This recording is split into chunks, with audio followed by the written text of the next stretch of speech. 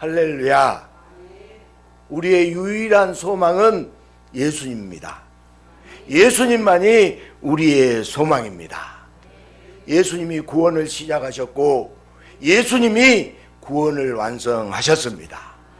이 구원을 완성하신 예수님께 감사와 찬양과 영광을 올려드려야 됩니다. 우리 옆 사람에게 예수님이 구원을 완성하셨습니다. 예수님이 구원을 완성하셨습니다. 아멘. 요즘 신조어는 놀랍습니다. 신조어로 사자성어 내로남불이 있는데요.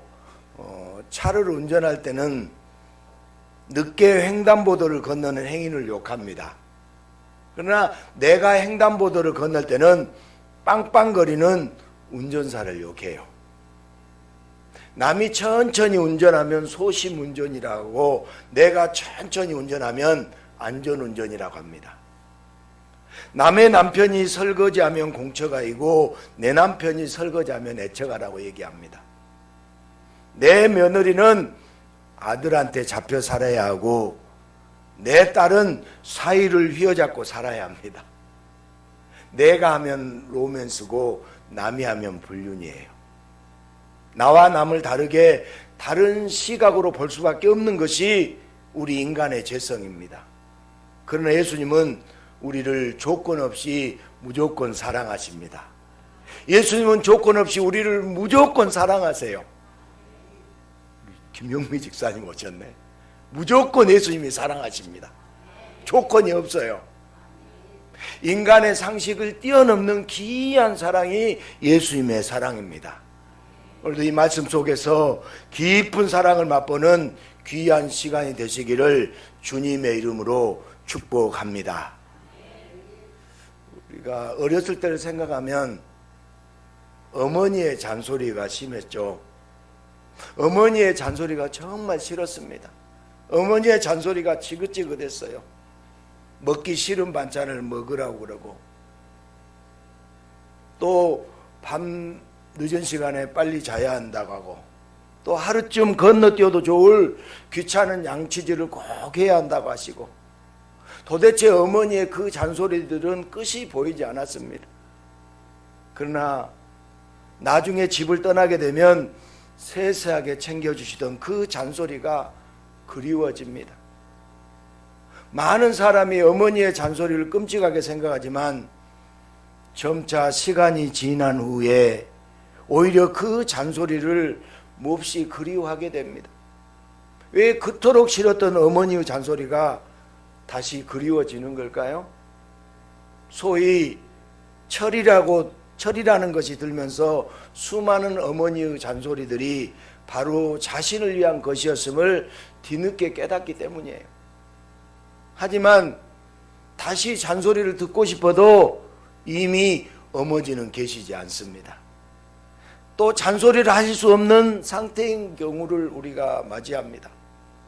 잔소리를 지겨워하며 부모님 은혜에 대한 감사를 깊이 묻어놓듯이 안타깝게도 많은 사람들이 더 좋은 것, 더 중요한 것을 구분하지 못한 채 이미 지나간 것을 후회하는 미련함을 반복하면서 살아가는 것이 바로 우리 인생입니다. 오늘 요나도 소심한 반항 중이에요. 요나는 어떨결에 니느웨 사람들로부터 감사의 인사를 받았을 것입니다. 처음엔 니느웨를 보면서 요나 자신도 용서해 주신 하나님께 감사했습니다. 그러나 인간의 감사는 유효기간이 극히 짧아요. 나를 돌아볼 땐 감사할 수 있었지만 원수의 나라를 볼 때 여전히 우라가 치밀어 오릅니다. 요나는 니느웨가 어떻게든 죄값을 치르지 않을까 생각하며 어떻게 되나 보려고 성읍 동쪽에 자리를 잡고 초막까지 지었습니다. 어떻게 되나 두고 보자는 요나의 초막 위에 하나님은 박넝쿨로 덮어주십니다. 하나님께서 요나를 위해서 천연 단열재를 시공해 주신 것입니다. 요나는 기뻐했습니다. 요나는 박넝쿨에 너무나 감사했습니다. 이제 원수의 나라 니느웨가 벌받는 모습만 보면 됩니다. 그런데 하나님은 니느웨의 벌을 내리지 않고 오히려 벌레를 보내셔서 요나의 박너쿨이 시들도록 갉아먹게 하십니다. 해가 뜨자 하나님은 뜨거운 동풍까지 예비하셨고 요나는 하루 만에 완전히 바뀐 이상한 상황을 맞이합니다. 니느웨는 여전히 평안하고 요나 자신에게만 고난이 찾아오자 몸도 상하고 마음도 상한 요나는 차라리 죽는 것이 낫다고 반항 섞인 원망을 하나님께 늘어놓습니다. 잘못을 빈다고 무조건 용서하면 되겠습니까? 멸망당한 북이스라엘은 도대체 어떻게 하고 니느웨를 용서할 수 있단 말입니까? 그리고 기껏 이랬던 요나 자신에게는 초라한 박넝쿨만 주시고 그것도 주시지를 말든지 줬다가 뺐듯이 벌레로 갉아먹게 하셨습니다. 왜 벌레를 보내셨을까요? 요나가 토사구팽 당한 걸까요?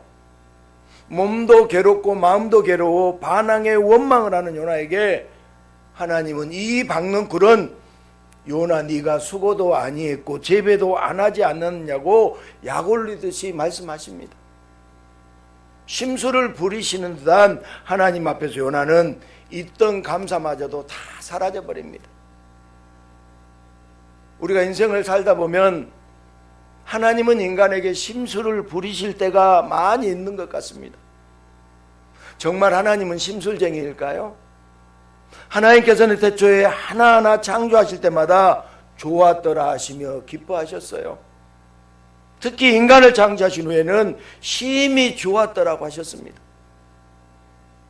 예상을 뛰어넘는 창조물이 만들어져서가 아닙니다.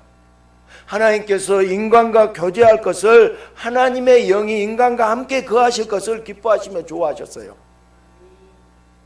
하나님은요, 인간이 하나님과 함께 하는 것을 가장 기뻐하셔요. 제가 항상 하는 말이 있어요. 하나님 떠나면 무슨 고생이다?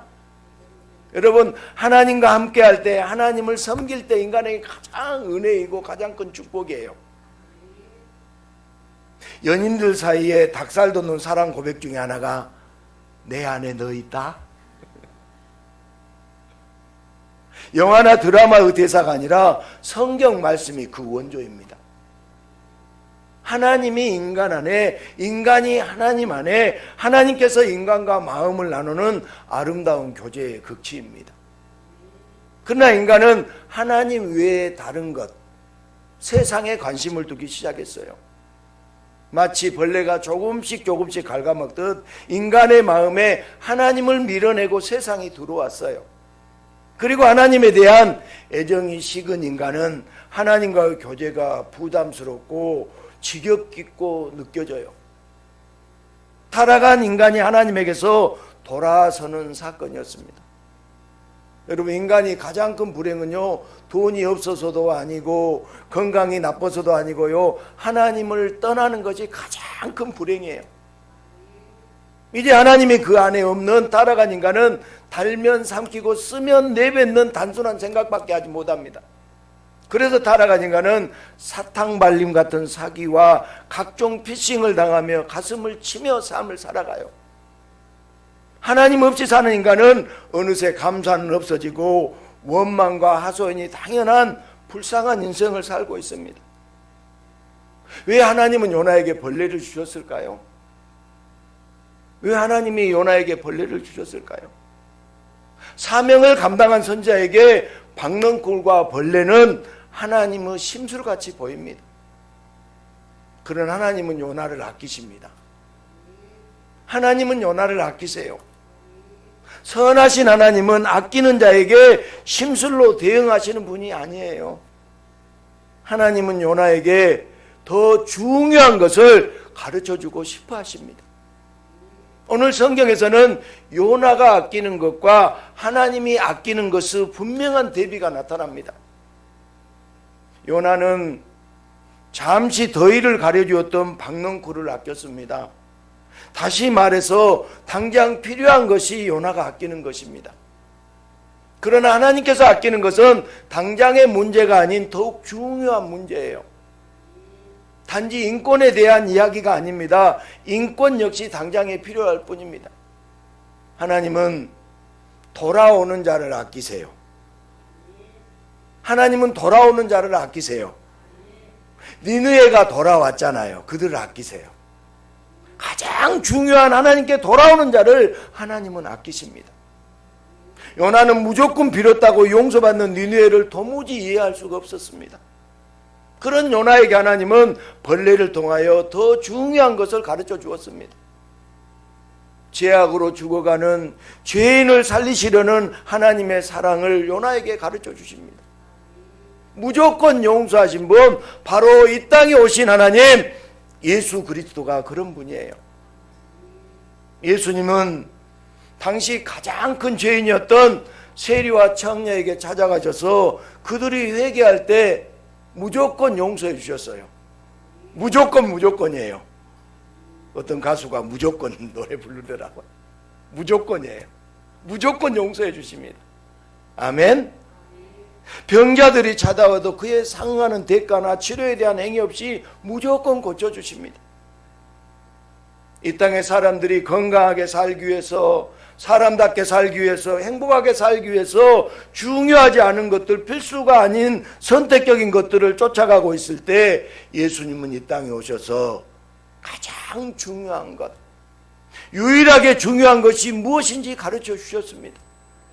사람답게 살도록 구원자 예수님이 오셔서 모든 죄인을 용서해 주셨고, 건강하게 살도록 치료자 예수님이 오셔서 모든 병자들을 고쳐 주셨습니다. 행복하게 살도록 천국의 주인이신 예수님이 죄인의 신랑으로 오셨어요. 예수님은 하나님을 그 마음에 두기 싫어하는 인간들을 돌이켜서 죄인을 예수님 안에 품어주시고, 예수님은 죄인 안에 함께 거하십니다. 우리 안에 예수님이 거하세요. 예수님 안에서 하나님과 관계를 회복시켜 주십니다. 예수님이 이 사역을 위해서 벌레와 같은 끔찍한 십자가까지도 감사함으로 감당하셨어요. 끔찍하다고, 싫다고, 불평하거나 거부하지 않으시고 모든 죄인이 다시 구원받을 수 있도록 예수님은 십자가를 지셨습니다. 십자가에 매달려서까지 인생의 가장 중요한 것을 예수님은 가르쳐 주십니다. 인간이 아끼는 것은 썩어 없어질 것들이지만 예수님이 아끼는 것은 심판받을 죄인의 영혼이에요. 할렐루야. 그래서 예수님은 그 죄인을 위해서 핏값을 대신 지불하시고 죄인이 구원받도록 지금도 쉬지 않고 역사하십니다. 인간은 인생에서 가장 중요한 것, 유일하게 필수적인 것을 전혀 구분하지 못해요. 인간들은 저마다 이것이 좋다, 저것이 좋다, 목청껏 떠들어대지만 인간이 좋다고 하는 것들은 시시각각으로 변합니다. 좋다고 하더라도 실제로는 해악이 되기도 해요. 동서고금을 통틀어 모든 인간이 건강을 중요시하면서 무엇이 건강에 좋은지 끊임없이 얘기하지만 그러한 건강 정보마저도 시대에 따라 환경과 문화에 따라 계속해서 수정됩니다.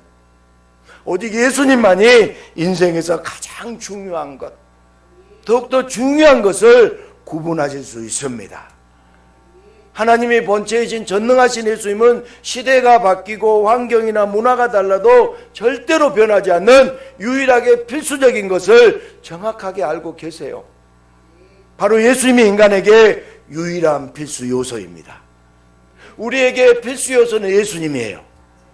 예수님이 내 안에 계시고 예수님이 기준이 될 때 덜 중요하고 없어도 되는 사은품 같은 것들을 구분할 수 있게 됩니다. 벌레와 같이 삶의 해악이 되는 것이 더 중요할 수 있고 대명분과 같이 삶에 중요하다고 했던 것이 별것이 아닐 수도 있어요. 오직 예수님만이 인간의 삶의 필수가 되고 예수님이 기준이 되실 때 그의 인생은 가장 중요한 구원받은 인생이 됩니다. 예수님의 관심은 오직 돌아올 죄인이에요. 예수님의 관심이 누구라고요? 죄인이에요. 그래서 예수님은 완악한 사람들에게 돌아오라는 간곡함으로 듣기 싫은 소리까지도 하시고 벌레가 줄기를 갉아먹듯 사람들의 삶에서 아끼는 것들을 말라버리게 하셨어요. 특히나 종교 지도자들의 큰 수입원이자 제사 드리러 오는 자들의 큰 편의가 되었던 이방인들의 뜰에 있던 환전인들과 재물 파는 이들을 예수님이 둘러엎어버렸고 쫓아냈습니다. 이때 무엇이 사람들에게 더 유익이 되는지 생각하지도 않고 행동하는 무식한 예수님이라고 마치 아끼는 것을 갉아먹는 벌레처럼 예수님을 여겼어요. 죽여야 할 벌레처럼, 사람들 눈에는 예수님이 죽어야 할 벌레처럼 비쳤습니다. 예수님은 모든 죄인이 구원자에게 돌아오도록 말씀하시고 행동하셨지만 사람들은 예수님의 언행을 마치 잔소리처럼 귀찮아하면서 귀를 막아버렸습니다. 이윽고 예수님이 전통을 따르는 자들의 영역을 벌레처럼 조금씩 파고들 때 사람들은 예수님을 벌레처럼 가차없이 십자가에서 죽이기에 이르렀습니다. 그렇게 사람들이 벌레처럼 취급해도 예수님은 더 중요한 것을 가르쳐 주는데 여념이 없었습니다. 우리 누가복음 12장 22절부터 28절까지 말씀을 한번 보겠습니다. 또 제자들에게 이르시되 그러므로 내가 너희에게 이르노니 너희 목숨을 위하여 무엇을 먹을까 몸을 위하여 무엇을 입을까 염려하지 말라. 목숨이 음식보다 중하고 몸이 의복보다 중하니라. 까마귀를 생각하라. 심지도 아니하고 거두지도 아니하며 골방도 없고 창고도 없을 때 하나님이 기르시나니 너희는 새보다 얼마나 더 귀하냐. 또 너희 중에 이를 한 자라도 더할 수 있느냐. 그런즉 가장 작은 일도 하지 못하면서 어찌 다른 이들을 염려하느냐. 백합화를 생각하여 보라. 실도 만들지 않고 짜지도 아니하느니라. 그러나 내가 너희에게 말하노니 솔로몬의 모든 영광으로도 입은 것이 이 꽃 하나만큼 훌륭하지 못하였느니라. 오늘 있다가 내일 아궁이에 던져지는 들풀도 하나님이 이렇게 입히시거든. 하물며 너희일까 보냐. 믿음이 적은 자들아. 아멘. 예수님이 아끼는 것이 무엇이고 인간이 아끼는 것이 무엇인지 필수와 선택, 본품과 사은품이 명확하게 비교되고 있습니다. 인간에게는 먹을 것, 입을 것, 키가 크고 작은 것이 중요하기 때문에 먹을 것을 쌓아두려고 하고 좋은 입을 것을 가지려고 하고 키와 외모에 신경을 많이 씁니다. 그러나 예수님에게는 한 사람 자체가 귀하고 그래서 한 사람이라도 죽음에 머물지 않고 예수님께 돌아오는 것이 너무너무 중요합니다. 예수님은 인간들에게 믿음이 없는 자들이라고 잔소리하십니다. 본품이 무엇인지도 모르고 사은품만 들여다보면 얼마나 어리석입니까? 여러분, 본래 상품보다 사은품에 관심을 두면 그 미련한 사람 아니에요? 예수님은 사람들이 더 중요한 걸 알기를 없어도 되는 것과 반드시 있어야 하는 것을 구분하기를 원하세요. 요한복음 11장 4절도 한번 봐볼까요? 예수께서 들으시고 이르시되 이 병은 죽을 병이 아니라 하나님의 영광을 위함이요 하나님의 아들이 이로 말미암아 영광을 받게 하려 함이라 하시더라. 아멘. 이것은 나사로가 병들었을 때, 병들었다는 소식을 들었을 때 예수님은 조금 엉뚱한 대답을 하십니다. 어떻게 보면 무척이나 친했던 나사로와 마르다 마리아 삼남매로서는 섭섭할 수 있잖아요. 그러나 예수님은 하나님의 영광을 말씀하십니다. 즉 인간에게 가장 중요한 예수님의 구원사역을 말씀하고 계십니다. 나사로가 병으로 죽게 되었지만 예수님께서 그에게 일어나라고 하실 때 죽었던 나사로가 무덤에서 나오는 것처럼 모든 이들을 죽음에서 나오게 하실 중요한 예수님의 구원사역을 알도록 가르쳐주고 계십니다. 예전에 어떤 영화에서 무엇이 중헌디라는 대사가 유행어가 된 적 있죠. 들어보셨어요? 무엇이 중헌디? 이 대사의 원조가 바로 예수님이세요. 예수님이 이 땅에 오셔서 무엇이 중요한지를 끊임없이 가르쳐 주십니다. 정말 중요한 것을 위해서 때로는 잔소리도 하시고 때로는 직접 길을 막으시는 예수님의 보호입니다. 예수님은 때로는 길을 막으실 수도 있어요. 있던 것을 가져갈 수도 있어요. 벌레가 먹게도 했어요.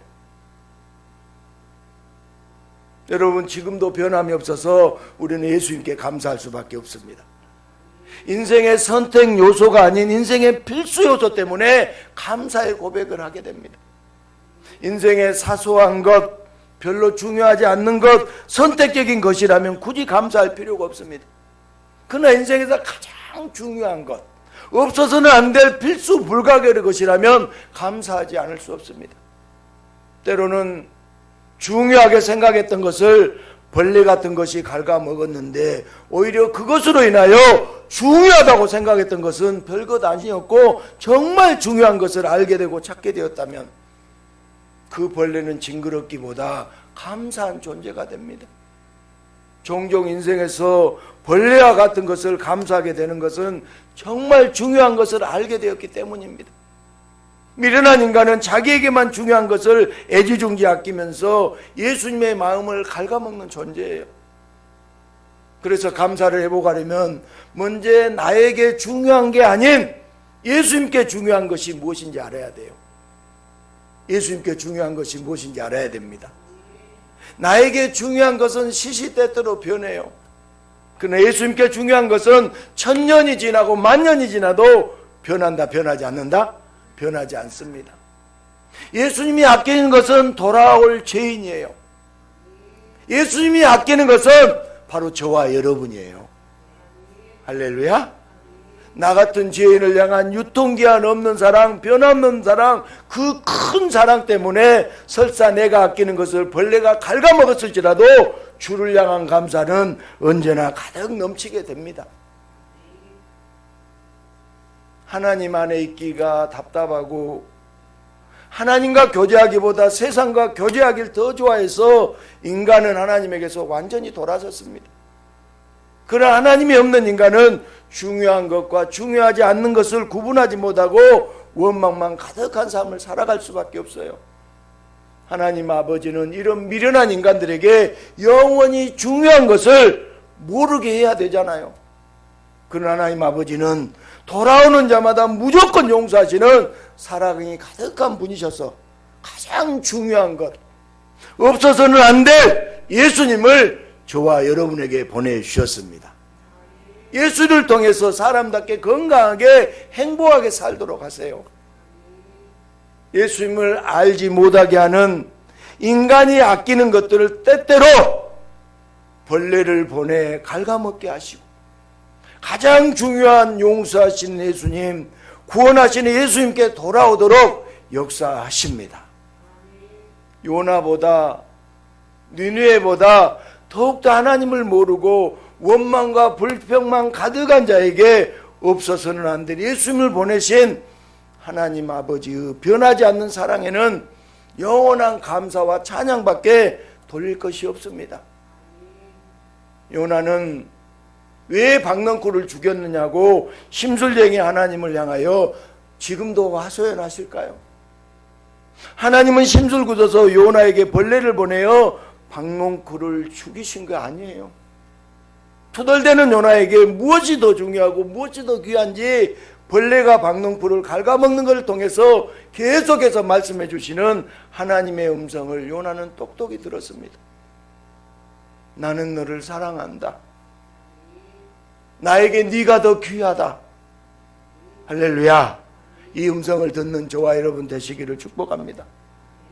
요나는 니느웨가 무너지지 않는 것에 화가 나고 이해가 되지 않았지만 자신이 아끼는 것과 하나님이 아끼시는 것의 차이를 보게 되었어요. 죄인이 돌아오기를 간절히 기다리시는 하나님의 마음을 알게 되면서 자신 역시 돌아오도록 벌레를 보내셔서 자신이 아끼는 것을 갉아먹게 하셨음을 요나가 깨달았습니다. 돌아오는 누구라도 다 용서해 주시는 오실 메시아의 사역을 조금이나마 엿보게 된 요나는 내가 너를 구원한다는 감격의 음성도 듣지 않았겠습니까? 예수님의 흔적을 발견한 요나에게 벌레는 괴롭히는 존재가 아니라 더 중요한 것을 알게 해준 감사의 존재가 되었습니다. 벌레는 죄인이었던 요나에게 하나님의 잔소리, 그리운 잔소리로 남게 되었습니다. 지금까지 요나 이야기는 바로 하나님의 이야기고 오실 구원자의 이야기입니다. 사람들은 잔소리를 좋아해요, 싫어해요? 잔소리 좋아해요, 싫어해요? 여러분 잔소리 좋아하는 사람 있습니까? 사람들은 다 잔소리를 싫어해요. 나의 생활 영역이 침해받는다고 느끼기 때문입니다. 그런데 어머니의 잔소리만큼은 시간이 지날수록 더 그리워져요. 저도 가끔 생각이 나더라고요. 어머님은 전화해갖고 다른 말 안 하시고 밥 먹었냐? 그때는 그렇게 귀찮은데 아니 밥 때 되면 먹을까봐 밥 먹었냐고 꼭 물어본대 잔소리가. 근데 시간이 지날수록 그리워지더라. 결국 그 잔소리들이 나를 위한 것인 줄 깨닫기 때문이에요. 하지만 인간의 잔소리는 완벽하지 않고 사랑의 잔소리를 넘어 가정폭력까지 이어지기도 하잖아요. 그러나 누구든지 예수님께 돌아오는 자는 변치 않은 완벽한 사랑에 감사할 수밖에 없습니다. 때때로 예수님은 요나 박농꾸루 벌레처럼 삶의 잔소리를 주실 때가 있습니다. 그런데 예수님의 잔소리는 더 중요한 것을 정확하게 알도록 하시는 세심한 보호의 손길입니다. 그래서 벌레와 같은 예수님의 잔소리를 통해서 더 중요한 것을 알게 되면 그때부터 감사는 끊이지 않아요. 잔소리가 그리울 때가 있어도 실제 잔소리는 그리 달갑지 않습니다. 성도의 삶의 현장에서 예수님의 잔소리가 들려온다면 내가 아끼는 것을 갉아먹는 벌레처럼 느껴질 수도 있어요. 누군가 말하기를 철이 든다는 것은 부모님의 마음을 조금씩이나마 알게 되는 것이라고 합니다.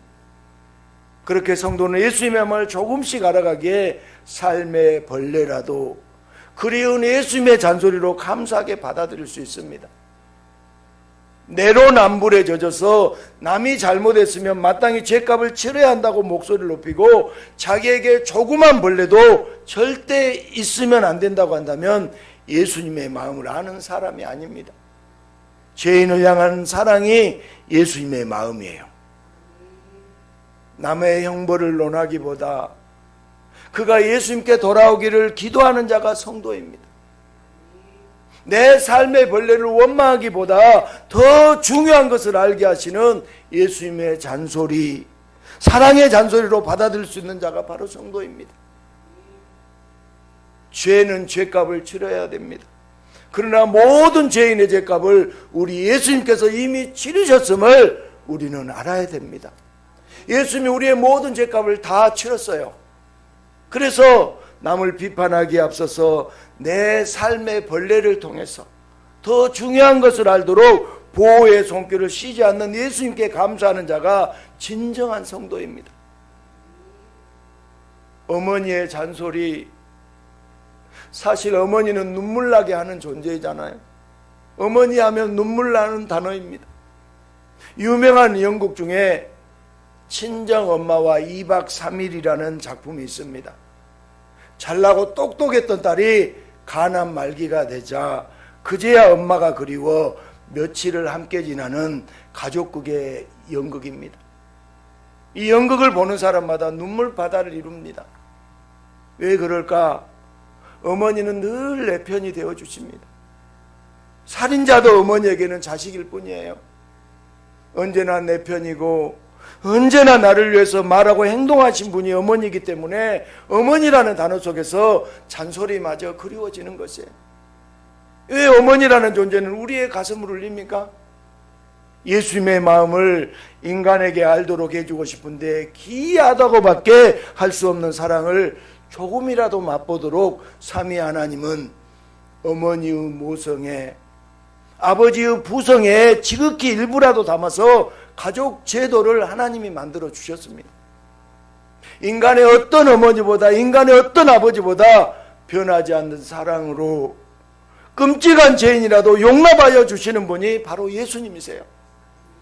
어머니를 통해서 잔소리마저 그리워한다면 이제 예수님의 잔소리 또한 귀를 기울일 수 있어야 됩니다. 할렐루야. 때때로 예수님의 잔소리는 삶의 벌레처럼 다가와 쓰게 느껴질 수가 있어요. 그러나 어머니의 사랑 때문에 어머니 잔소리마저 그립듯이 어머니 아버지의 사랑보다 훨씬 크고 따뜻한 예수님의 사랑을 느낀다면 예수님의 잔소리, 예수님이 주시는 삶의 벌레를 통하여 더욱더 중요한 것을 깨달을 수 있어야 합니다. 때때로 재정의 어려움이나 건강의 악화, 인간관계의 깨어짐 등 예수님의 잔소리가 벌레처럼 고난처럼 다가올 수도 있습니다. 그러나 이 잔소리를 통해서 예수님이 원하시는 것은 가장 중요한 것, 예수님과의 관계예요. 우리 요한복음 17장 23절 말씀을 한번 보겠습니다. 같이 읽습니다. 곧 내가 그들 안에 있고 아버지께서 내 안에 계시어 그들도 온전함을 이루어 하나가 되려 하려 함은 아버지께서 나를 보내신 것과 또 나를 사랑하심 같이 알게 하려 함이로소이다. 아멘. 예수님이 내 안에 계시고 내가 예수님 안에 거할 때 우리 인생에는 말할 수 없는 감사가 넘쳐나요. 내가 아끼는 것들을 벌레가 갉아먹었지만 그로 인해서 없어서는 안 될 예수님을 만났을 때 바로 그때 예수님을 통해서 우리의 죄는 없어지고 의롭다 칭함을 받게 됩니다. 내 삶에 어떤 벌레가 나타나 소중한 것들을 갉아먹더라도 예수를 만났다면 감사하고 또 감사할 일이에요. 사랑하는 여러분, 우리는 늘 감사하다고 기도하잖아요. 식사할 때도 감사하다고 기도하고, 잠을 잘 때도 감사하다고 기도하고, 사람들이 모여서 대표 기도할 때도 하나님 감사합니다 하고 기도하잖아요. 그런데 가만히 살펴보면 내가 아끼는 것에 대한 감사만 있을 때가 많아요. 이제 우리의 기도는 벌레도 감사할 수 있는 기도를 해야 합니다. 벌레를 통해서 내가 아끼는 것이 없어져도 대신 더 중요한 것 예수님을 깊이 알게 된다면 내 삶의 벌레까지도 감사할 수 있게 됩니다. 우리는 바로 이런 안목을 열어달라고 가장 중요한 예수님을 알게 해달라고 기도해야 돼요. 더 자세하게, 더 정확하게 예수님에 대해서 알아서 예수님의 벌레도 예수님의 잔소리도 기꺼이 감사할 수 있어야 됩니다. 당장 내 삶의 벌레 때문에 원망만 나올 뿐 기도조차 하기 힘들 수 있지만 예수님을 알면 알수록 어머니의 사랑과는 비교도 할 수 없는 놀라운 예수님의 사랑이 우리를 감사할 수밖에 없는 인생으로 보호해 주십니다. 사랑하는 여러분, 정말 예수님만 구하십시오. 아멘은 안 하지. 여러분 정말 예수를 구하고 찾으십시오. 아멘으로 하답한 자마다 고통스러웠던 삶의 벌레들이 화사한 나비가 되어서 감사와 축복의 꽃길이 펼쳐질 인생, 예수님 안에 거하는 인생이 되시길 예수님의 이름으로 축복합니다.